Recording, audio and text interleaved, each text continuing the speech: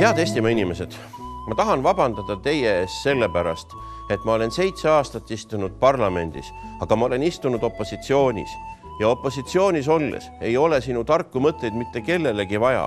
Mind ei ole selle 7 aasta jooksul mitte keegi eriti kuulanud ja kõik minu targad mõtted on lihtsalt teerulli meetodil välja hääletatud. Kurb on ju selle juures see, et kogu see 7 aastat palgapäeval on minu arvele raha siiski laekunud. Lisaks sellele tahan ma vabandada selle pärast, et ma olen selle 7 aasta jooksul töölt põhjuseta puudunud 1 päeva. Minu enda jaoks oli olemas hea põhjus. Mul oli eelmisel päeval sünnipäev ja ma olin teisel päeval, järgmisel päeval tõesti väga haige, aga teie jaoks see põhjus ju veenev ilmselt ei ole. Selle tõttu ma loodan, et te tulevikus ikka mind toetate ja ma saaksin edasi vabandada, sest süda on mul õige koha peal.